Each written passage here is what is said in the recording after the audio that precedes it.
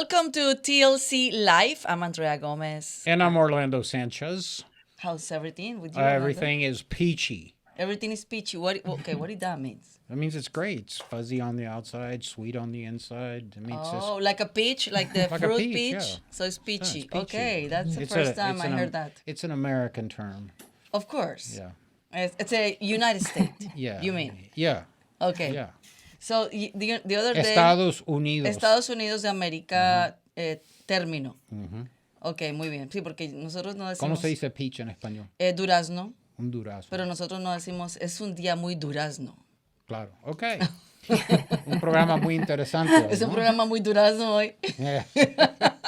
I don't know if it's a It's peachy. going to be a peachy show. It's a peachy show. Yeah. Okay, great. Actually, we should make it an apple because we're going to start off. You know, in the old days, I don't know if you tried to bribe your teacher by bringing the teacher an apple. If I you brought remember a those shiny days, red yeah. apple, and the symbol for education always was a pencil and an apple. I Yeah. think we've moved away from that now. There's probably other symbols for education, Now none of which would be acceptable to most families that are older generation. But we are going to talk about education, so it's going to be an apple of a day. The only apple that we have these days is the iPhone Apple. That's right.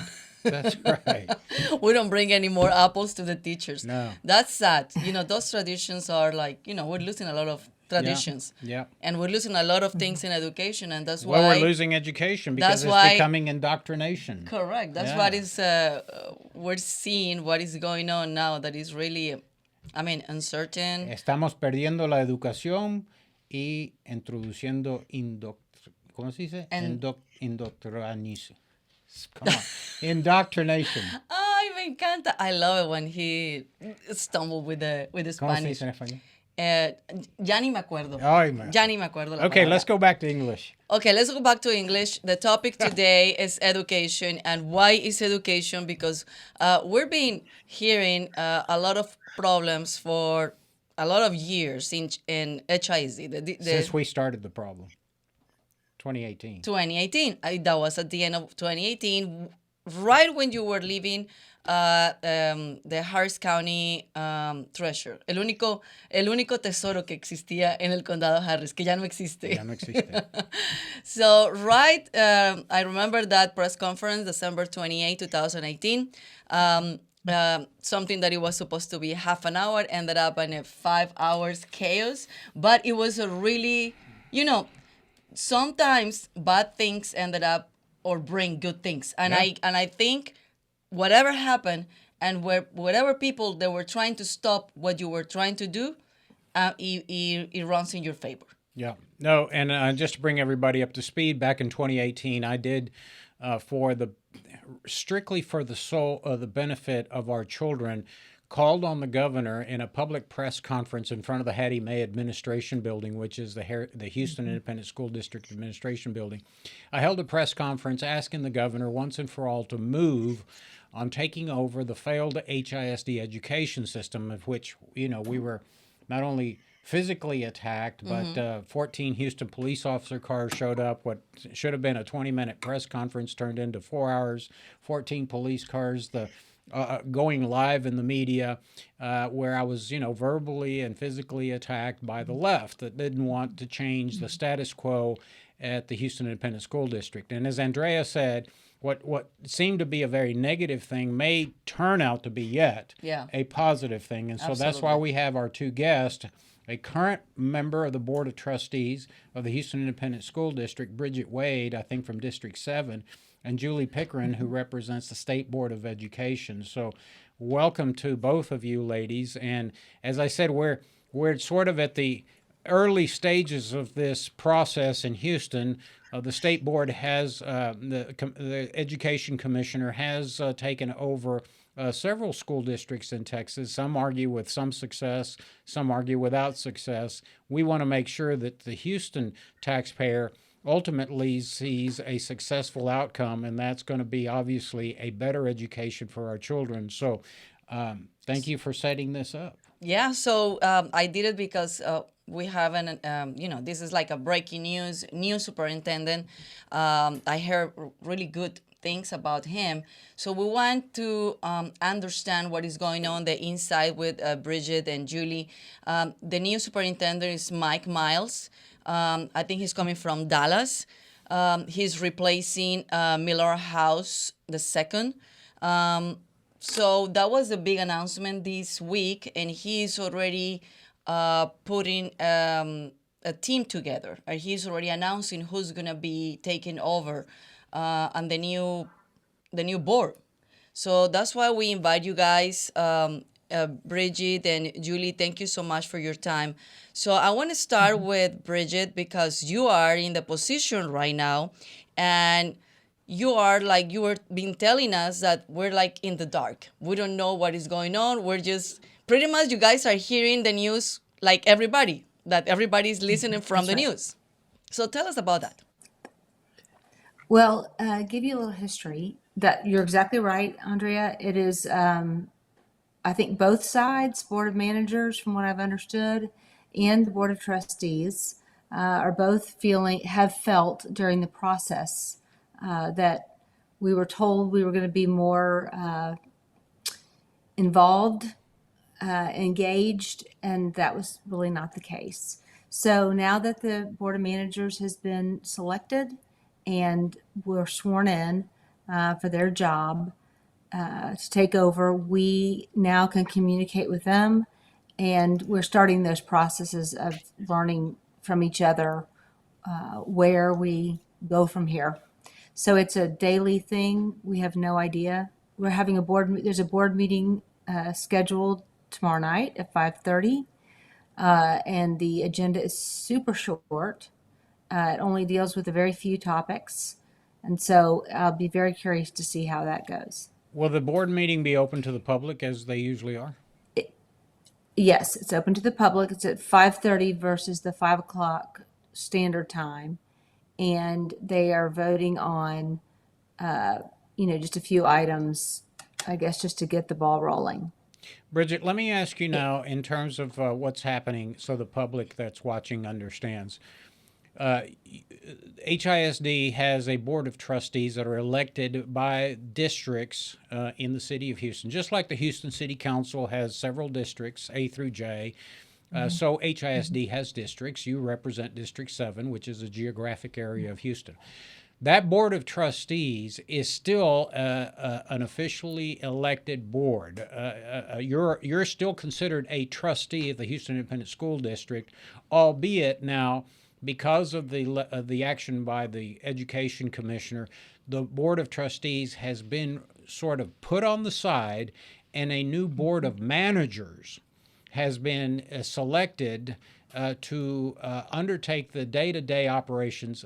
I call it a lot like bankruptcy. When you go to bankruptcy, the courts will remove the management and install their own trustee or overseer. So the board of managers now is sitting there making the decisions that the board of trustees would normally make, but you are still the duly elected trustee until the next general election, correct? Correct. And I have a 4-year term, and then the other 4 elected board of trustees that were elected 3+ years ago will roll into their elections come the fall. So there will still be school board elections for 4 of the remaining districts that will roll into the fall. So it is very important that we don't forget to vote for those candidates as well. Okay. Because So when and if the board of managers is dissolved, they will roll in over a 3-year period the elected board as they see fit. So explain to us how is gonna be the meeting on Wednesday. You guys gonna do it? The ones that is right now, the new one. No. How is gonna be a transition? Are you guys gonna have any communications with them, giving them the insight of what is going on so far? What is gonna happen? Nothing. So we will have no role at all. I'm going to just watch. So we'll be sitting in the audience like everybody else. And they will take over all duties at the dais, and so they will run the meeting, run the votes, listen to the hearing of the community, and likewise, and we will be just go to Will listen. you have an opportunity to sign up to speak if you want to as a trustee?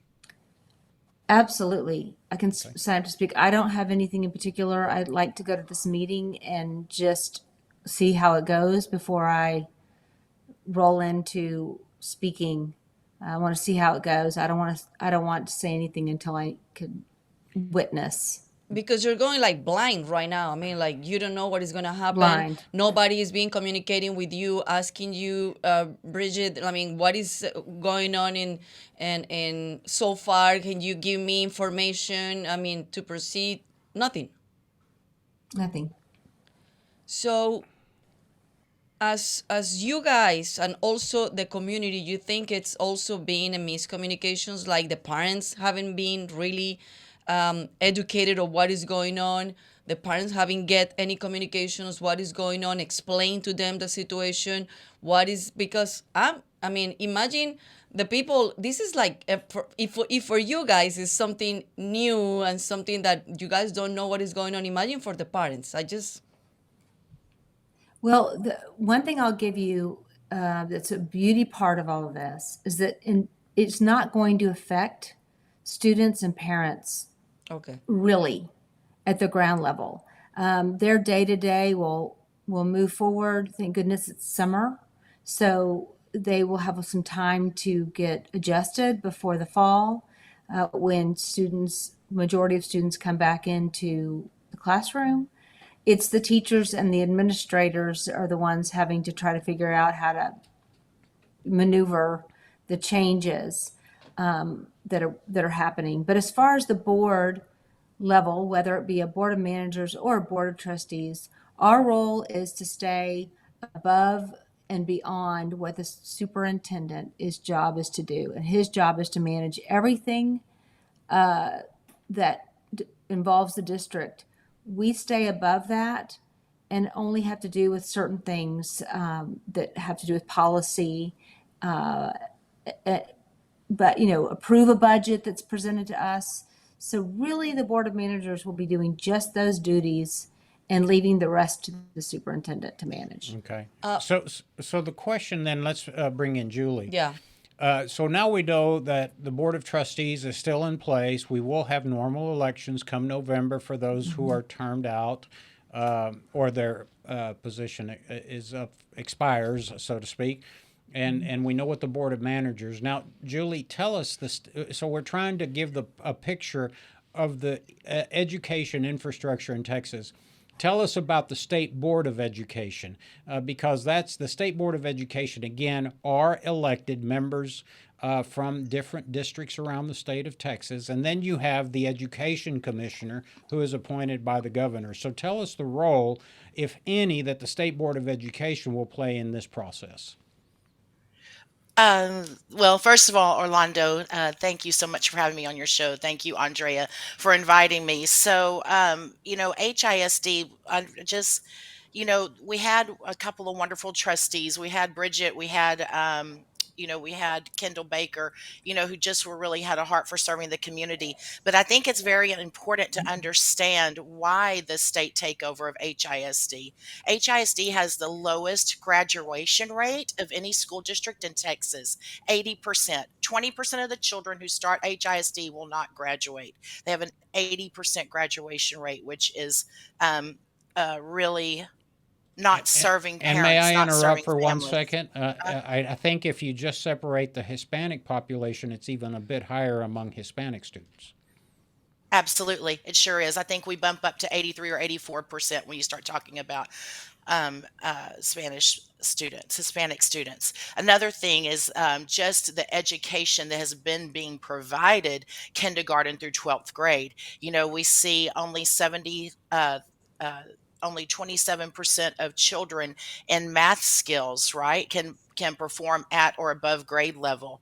Only God, the numbers are so horrendous. 65% of the children are not proficient in reading at or above grade level. The 80% graduation rate last school year, if you're just talking about it from a taxpayer point of view, because, we're all paying really high property taxes to our local school districts right now. Last school year in their budget, they really had $102 million deficit spending in their budget, but they made up several millions of that using ESSER funds that were designed for, COVID relief and for extra funding for teachers, what have you. They made up about 72 million of that with ESSER funding. So, we've seen a lot of problems for a long time in Houston ISD. That's kind of the foundation for the state takeover, and it's not anything new. This has been going on for several years. It's been through several court cases, injunctions, what have you. This has been a very lengthy process. So, um, it's just necessary. It's necessary for the children. It's necessary for the children in Houston ISD, for the families. I mean, Now you children mentioned deserve a great education. And and then you also, it's mentioned necessary for the state of Texas. You mentioned some of the statistics in terms of not attaining grade level reading and some of the misses, but in particular, you had several schools that had been rated as failing for several years. Among them, one of the most storied schools in Houston, which was historically serving the African American community, Phyllis Wheatley, which I believe several famous Congress people have graduated from. That had been a failing school for some time, had it not?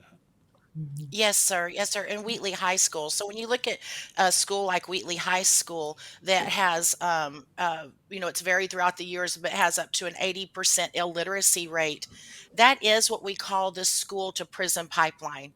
When a child graduates high school and they are not functionally literate, there are very few options for them in society to move forward post graduation. And so that is the school to prison pipeline. And so what Superintendent Miles has done, because whenever you get to a failing high school, the problem is not isolated to the high school. The problem is happening in the feeder schools. If you get a child to high school that cannot read at a fifth grade level, that problem did not start at Wheatley. That problem started in elementary and continued through junior high. And there was never a disruptor in that child's life to teach them how to read. And so we look at all of the social issues that Houston ISD has taken on in the last few years, with just a lot of noise outside of education. And unfortunately, inside Houston ISD, those social issues have been prioritized when literacy and reading has not. And so that's just a huge disservice to children. Whenever you have, oh my goodness, so many families have reached out to me. When you have a child who graduates high school and cannot go and successfully fill out a job application for a fast food restaurant, that is a huge problem. Texas now is now the eighth largest economy in the world. And if we're going to maintain that status, we are going to need a highly educated population. And right now, unfortunately, Houston ISD has not been providing that education. And as you know, it's the largest school district in Texas. They're educating or maybe not educating very No well the educating. largest number, right, the largest number of children in Texas. Well, how far we've fallen, because I remember Phyllis Wheatley probably graduated the most intellectual congresswoman that I've ever seen and served in the U.S. Congress, which was Barbara Jordan from Houston. Just a wonderful representative for her community and just a brilliant, thoughtful mind. She was at such a level of intellectualism that was always amazing. I still go to YouTube and watch some of her speeches and discourses. Just an amazing woman. And to think that we at one point graduated Barbara Jordan from Phyllis Wheatley, and now we've come to this. And so, Bridget, the question is, Julie points out that the problem isn't Phyllis Wheatley, it's the feeder system that's failing these kids early on. Do you agree with that, and did you see that when you were serving on the Board of Trustees? Absolutely. We know that the feeder pattern. So, what happened, as you know, Orlando, when we've gone to the magnet school movement, which was good, it was supposed to break the lines. during all of those processes that have been school choice originated are wonderful and they're great. But what happens is people leave the areas that the community schools that feed into those larger schools, to Julie's point. And so as the choice was a good thing, it also depleted the strong students that would be moving the cannon forward were moving on to different locations. Their families were finding ways to get them out of that system. So over time, the system became degraded, and therefore acceptance of what to pass from elementary on to middle. And then, as to Julie's point, once you get to high school, you're too late. And so we've been investing all of this in high school, high school, high school, and ignoring the feeder or the lower schools, to the deficit of that high school acceptance and diploma, and graduation rate. So, So so, agree. I totally agree. so it begs the question: if the magnet school system drew bright kids, as you said, that would move the cannon forward and sort of be an inspiration to their fellow students in the classroom, and sort of depleted the classes, what is this school choice and the voucher system that, or is the savings account? What's that going to do to the public education system, in your opinion? Oh, I think it's great for education. What's going to happen is, if you understand public education funding, obviously funds go from the state to the district then funds the child. So if it is funding the child the way it should, funds should go directly to the campus based on the children that are actually occupying seats. If that is the case, then, and if, as we know, competition is good. So if people have a choice and can make great opportunities for themselves, they will. We've seen that with the magnet school success. Now, to your point, we need to close schools. We have way too many schools operating as it is. We run 50 more campuses than we did in the 80s when our population was about the same in HISD. We're losing families. Birth rates are going down. So there are numerous things that are happening, but competition is good. And what will happen with the voucher system is, or actually the savings account, will give parents the agency to make good choices for their kids. We just need to make sure that they understand what that potential savings account really means, so that there's a clear communication and understanding about how that will be developed and resourced.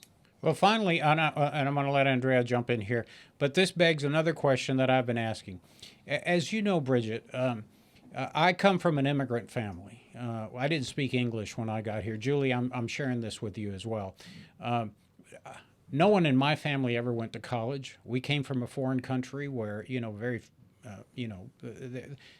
there was the system of education was a little different. So when we come to the States, my parents didn't have sort of the legacy education. In other words, they weren't graduates of the University of Houston, Texas Tech, or University of Texas. My parents had no idea about the SAT. My parents had no ideas on preparing essays for admission. I didn't even know about the admissions process. I didn't know there was FAFSA forms to fill out, and there was that public aid or financial aid available. None of us knew that. I don't know how I made it, but I made it through college. I was the first one in my family to graduate. So here's the question. So the school savings accounts and choices are great for people that are prepared to see their children through. But we have such a large portion of our community that is devoid of not only the bureaucracy of a public education system, but higher education. What do we do with them? I mean, we give them $8,000 and say, "Hey, good luck." Yeah, so Orlando, I share a similar history with you. I'm second generation American. My father was the first generation in America, and like you, first to graduate college. So I understand what you're saying, but one of the pieces of legislation that I think is very important for people to understand on the education savings account was that the money, if parents did not spend the money, because again, the education savings accounts that were proposed in the regular session, they fund families, they fund parents, they put the parents in the driver's seat of their child's education, which is who should be in the driver's seat of their child's education. And so it does not fund systems, it funds families. And so one of the beautiful things about one of the pieces of legislation that was filed in the regular session, and if the governor calls a special, I hope it comes back, is that if the family does not spend the entire amount allotted, then those funds, they roll up, and then the families can roll those funds up to college, up to the university or college level. So I think that's just a huge benefit for families. I think it's a huge benefit for, like I said, just for the great state of Texas, because we need a very well educated population. But we need this disruptor in education. We're seeing, I think we've talked a lot about Houston ISD today, but we're seeing problems like this around the state of Texas. And my firm belief is that when parents make the decisions for their children, that is when education will just become truly exceptional. My question for you guys is, I know before the law changed, but before TEA was only capable to take 2 years on the, take over the school district. Now the law changed. So I wanted you guys, both of you, let's start with Julie, explain what is going on now once the TEA take over, how long they can be there, because Bridget just got elected and she has 4 years. So what is going to happen with candidates or now in place board members that is going to be there for 4 years waiting for the TEA? What is going to happen? Give us a perspective. What is the next step? Great question, Andrea. What does it look like moving forward? Well, we have to look back a little bit before we can look forward. So, I mean, as y'all know, it's been on the news for months now.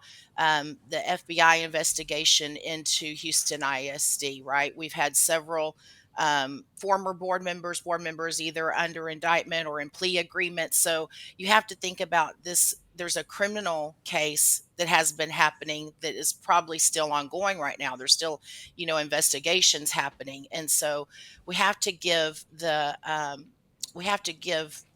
investigators and the criminal side, we have to give them space to complete their investigations for what they're doing, right? We've seen wire fraud, embezzlement. We've seen a whole host of crimes happening inside of HISD that are now being prosecuted. So we have to give the investigators their time. So we have to be a little bit patient with that piece happening.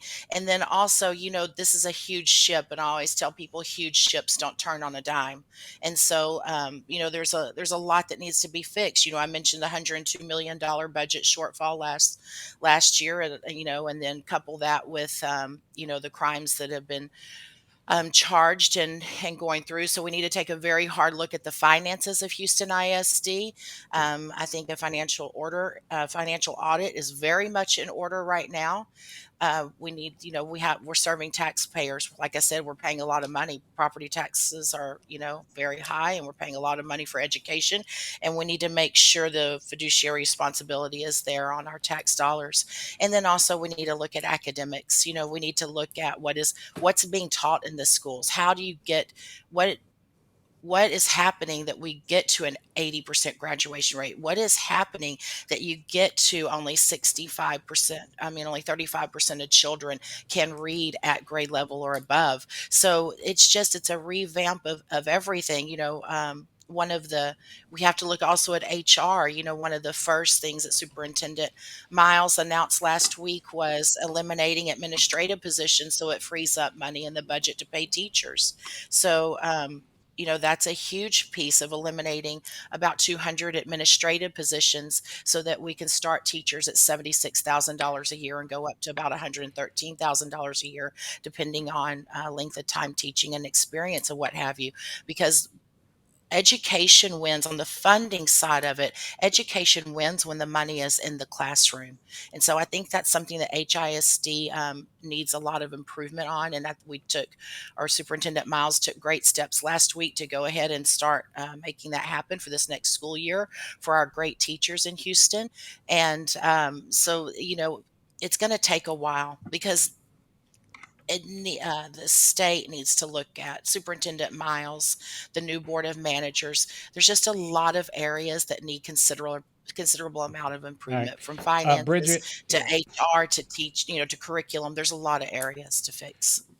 Bridget, one of the things that I've always argued for is higher pay for teachers. There's no doubt it's a tough job, and we should honor and treasure our teachers. And I think that I'm delighted to hear that there's a potential to pay teachers six Yeah. figures. They deserve it. They go through a lot of education, they assume a lot of college debt. And I think good teachers need to be adequately compensated. In your opinion and what you've seen, will that attract high quality teachers to the school system?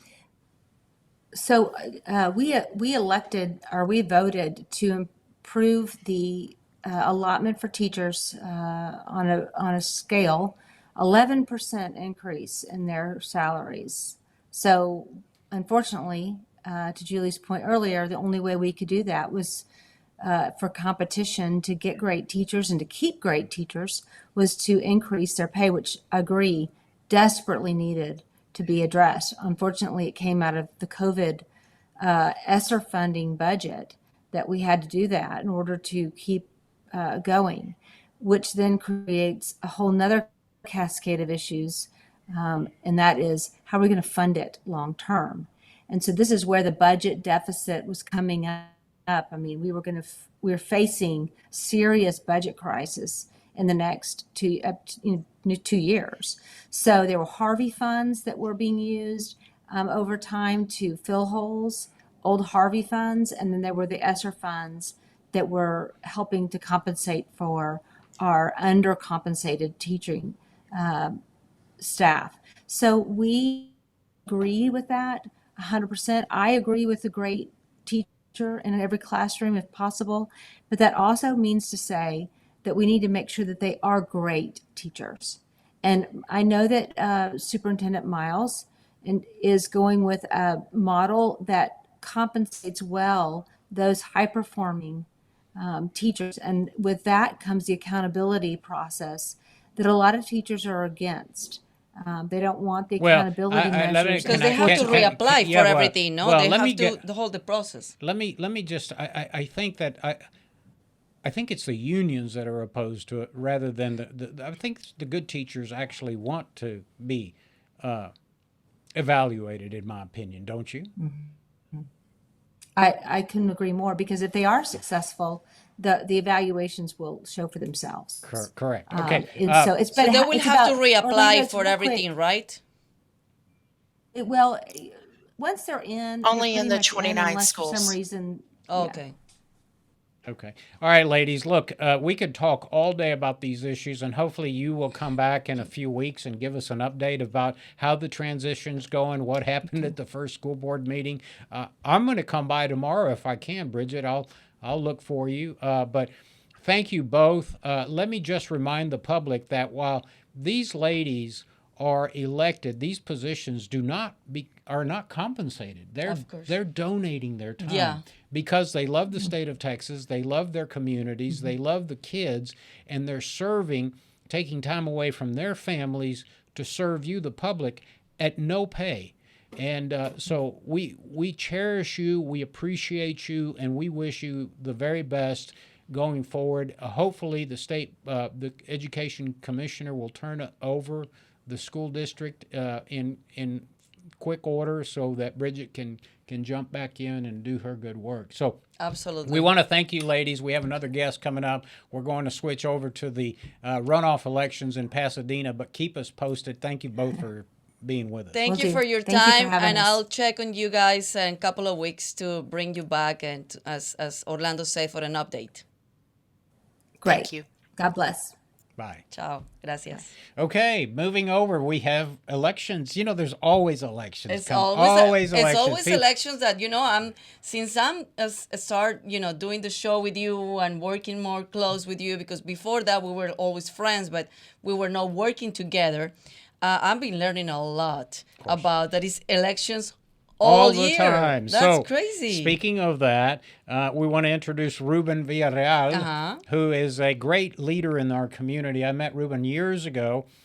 He is an excellent father, first of all, has beautiful, I think, 2 children now, just recently had another baby. He and his wife are pastor. He's a pastor, associate pastor. His father started a church out in Pasadena. I think it's La Iglesia del Pueblo, I think is the name of it. He'll correct me if I'm wrong. I think he's also got some broadcast stations where he broadcasts his Christian show. He has been intimately involved in the city of Pasadena, and he actually ran for state representative in his district to be a state rep in Austin. Fell a little short, but just like a good leader, didn't give up, so he decided to serve his community on the Pasadena City Council, and now he's in a runoff.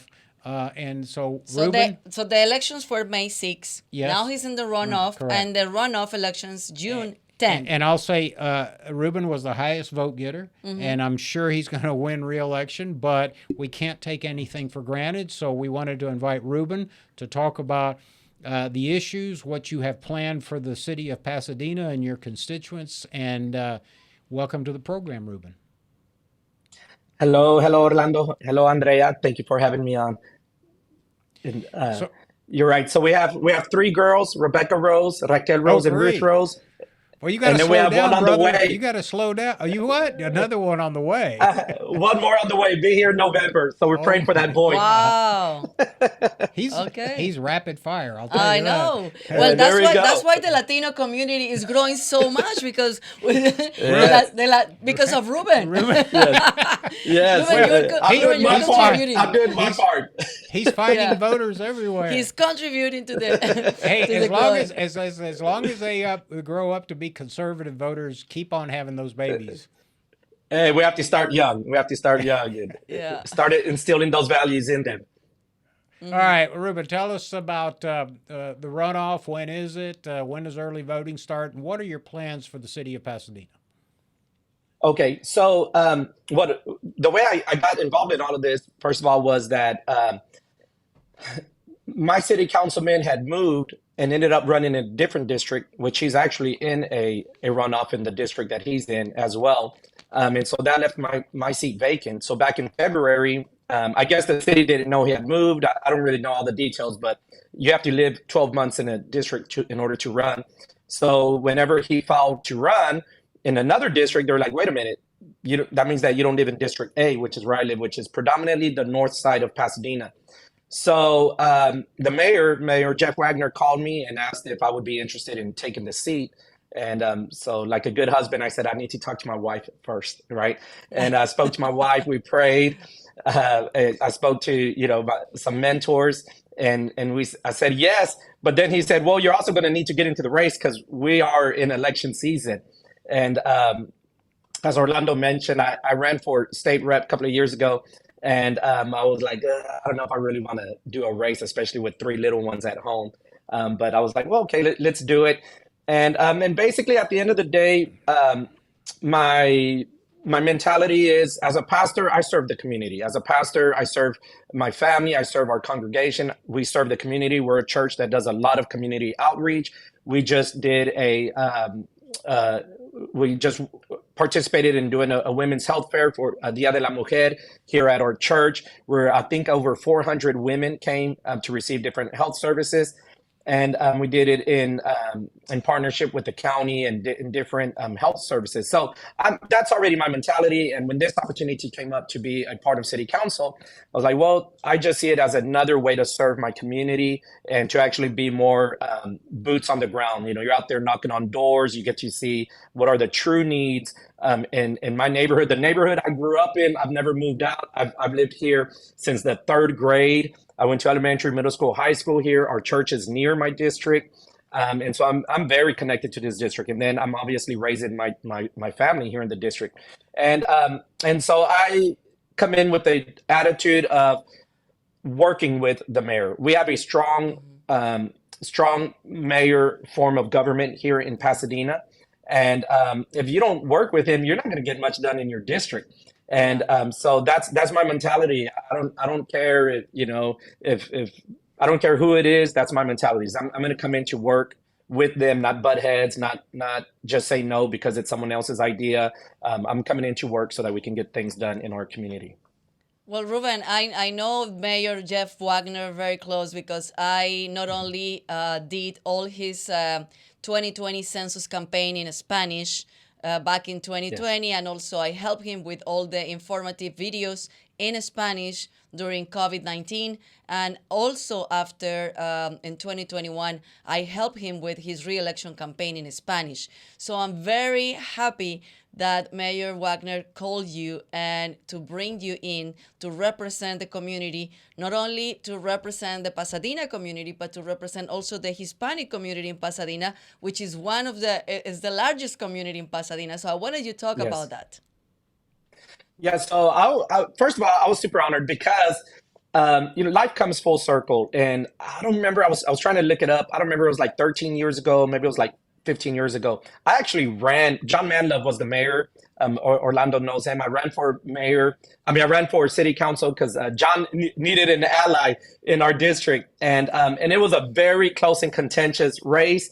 I ended up losing to the incumbent, and then and so after me the former city councilman who's Hispano ran and he ended up winning and then held the seat for about 13 years or what have you. There's a stint where he left and then came back.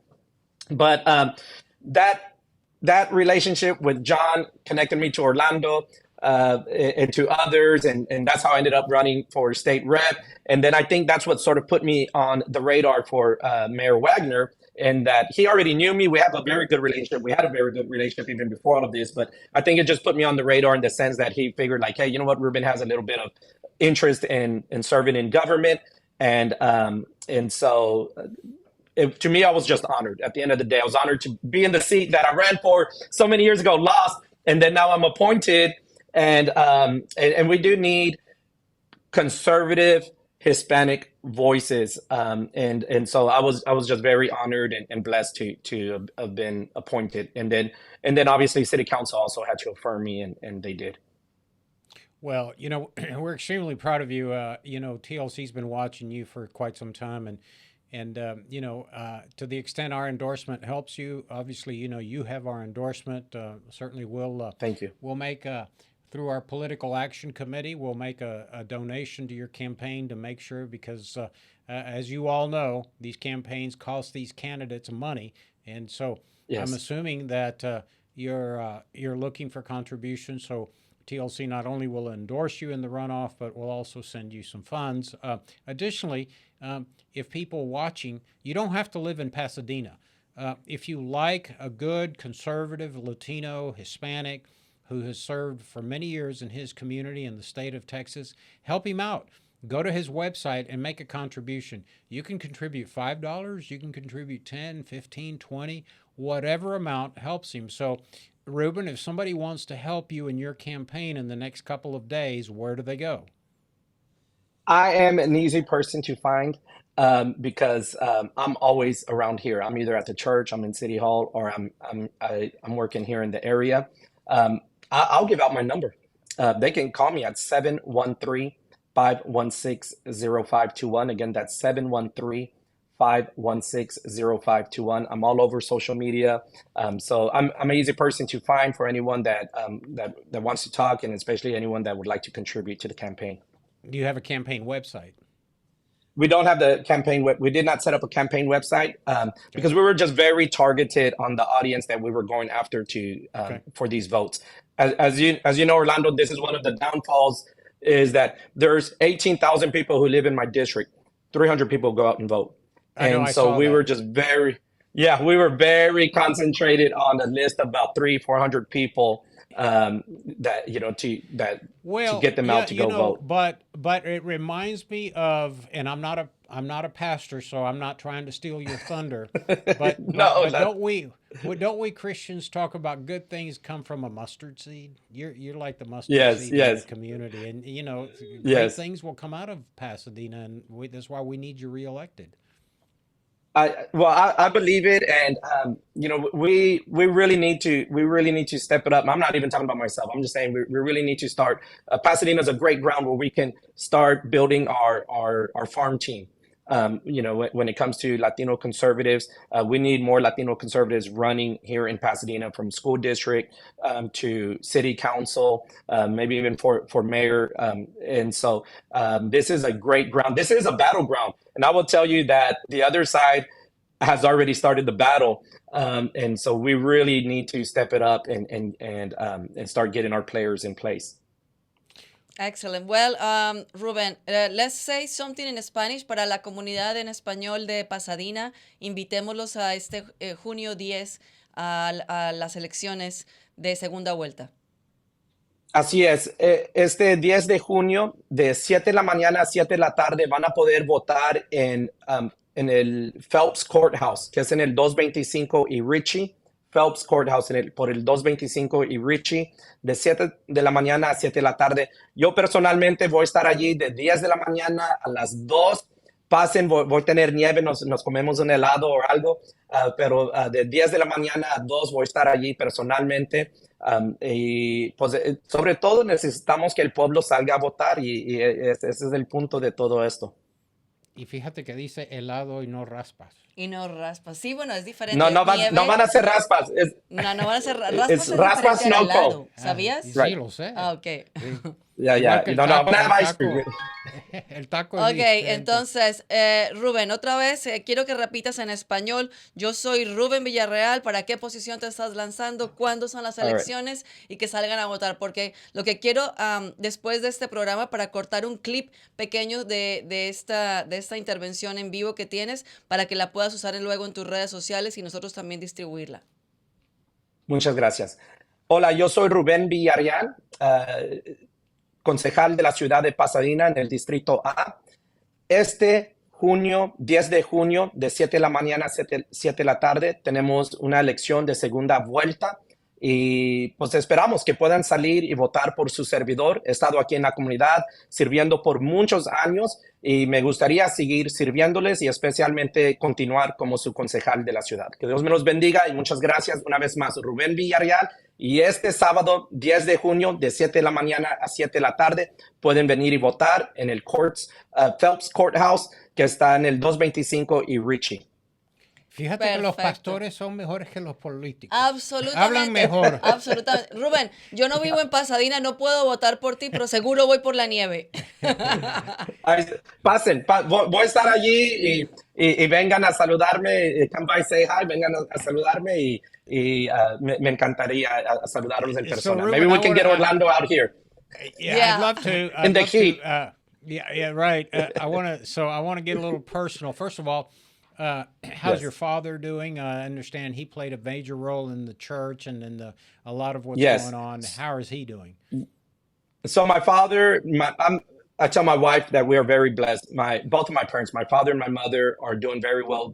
They're in good health. My in-laws are doing very well. They're also both in very good health. And so we've been very blessed. My father's turning 80 this year in September. But he's a strong 80. And he was the founding pastor of the church that I currently pastor at, La Iglesia del Pueblo. He founded it, him and my mother, in 1981, January 1981. And about 4.5 years ago, he decided to retire. He always said that he didn't want to be one of those horses that had to be put away to pasture, that he wanted to retire on his own. And so he decided to retire, and I stepped in as senior pastor. And so the church is called La Iglesia del Pueblo on 1600 Pasadena Boulevard. And then we have an English service Sundays at 12 p.m. called Pueblo's Church. And so I keep it all connected to our roots. And speaking of horses, I see the saddle behind you. So I see Right here. Yeah, I know that a couple years ago you got bucked off, right? You had an accident. You had your foot, or I think, or your leg in a cast. It was. But I'm glad to see. Yes. I'm glad to see you got back on for another 8-second ride. I sure did. It was 4 months right before my wedding. Right.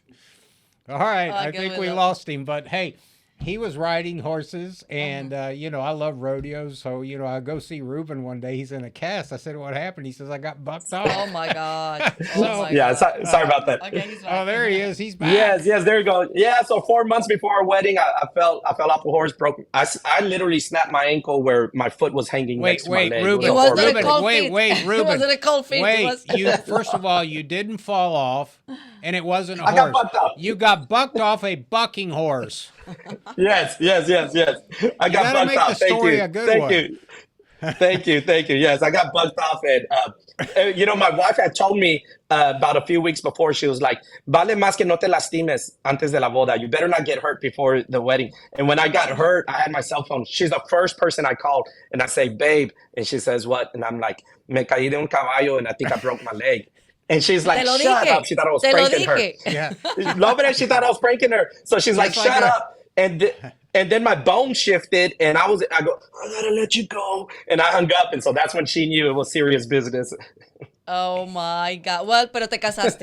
Eso es lo importante. no, No, Yo sí me me ella se casé. casó casé. con él. Ella se Ella se casó. casó con él. Thank you, Orlando. Orlando A always has my pesar. back. Always, Ruben. But anyway, I like a good man who gets bucked off and gets back on for another 8-second I, ride. I got back on. I got back All on, right, and I'll tell all you right, what. buddy. A day before the wedding, the doctor said I could wear my boots for the wedding. So there Awesome. we go. Wow, that's awesome. So there you go. Here he is, another great Tejano, Mexican descent, loves, everything Texas, horses and ranches, Yes. and serves his community. He's a great family man, a good conservative Latino, and this is what the state of Texas needs. And I've always said, the state of Texas will continue to be, as Julie mentioned in the earlier segment, we're the eighth largest economy in the Yep, world. in the world. In the world. And part of that is the engine that drives this economy. We've got to recognize is a good portion of it is all Texans, but a good portion of those Texans are of Hispanic descent. We are here to work. We're Yes. here to make a contribution. Yep. We love our community. We love our state. And we just want to see more conservative leaders like Ruben in office. So we urge you to get a hold of Ruben, make a small donation or a large donation to his reelection effort because we need him not only in the city of Pasadena, but in the state of Texas. This is a future leader of the state of Texas. He has 4 children that I know he's going to raise up to be conservative voters. And we want to wish you the very best, Ruben. We'll get back to you after the election to find out. And again, Texas Latino Conservatives Political Action Committee is happy to endorse you. And today we'll send you a little check in the mail. Thank you. Andrea, Orlando, I really appreciate you guys having me on the show. God bless you. God continue giving you guys grace and favor in everything that you do, and keep fighting the good fight. Thank Claro you, que sí, buddy. Rubén. Good to Mucha see suerte y salúdame mucho al Mayor Jeff Wagner. A Jeff. ¿Cómo no? Muchas gracias. you. Bendiciones. Hasta luego. Ciao, ciao. Well, it was a great show. Again, thanks to our lovely producer who works diligently all week to put this show together. Thank you so At much. first, I had to do it, but as Oh, she gosh. just admitted, Oh, gosh. she's learned so much I learned. Oh my God. from me that now she just she follows the news, she knows the issues, she knows the right candidates and guests to bring in, and she Okay. does this to inform every one of you. I'm just every gonna week. accept the compliments without complaining about your comments. But okay, I've got Wait, to. why would you complain? I just gave you a You're compliment. giving compliments, but you have to compliment yourself first. I don't understand those compliments. Well, no, you're the one that says that I'm a good teacher. In English, Oh, and all the politics you've learned. in on your own. politics too, but not putting the show together. I am with the news and TV background, Okay. but you're good too. Let's Okay. say we are a good team. Okay. All right, well, thank you so much for tuning with us. I'll see you guys next Wednesday. But before that, if you like this show, please like the video, share the video. Also, visit us in TexasLatinoConservatives.com, TexasLatinoConservatives.com. Become a member. Also, Make make a your donation. contribution. Stay tuned with our calendar because we're gonna have in August Leadership Latino.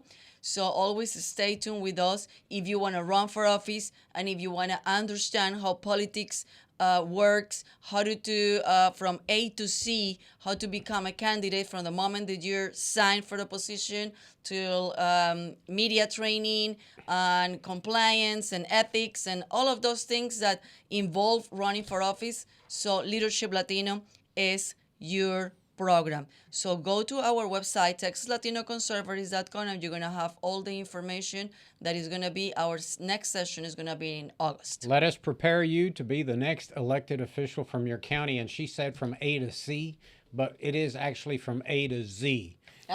Okay. Well, that's what I mean. A to Z. That's what I We're mean. not going A to to shortchange Z. you in our program. That's what I mean. A to Z. I Yeah. think our viewers already understand me more than you. Yeah, right. Okay. Well, thank you guys. We'll see you next week. Thanks for tuning in. And as Andrea said, like us on Facebook. We'll see you next week. Nos vemos el próximo miércoles. Chao, chao.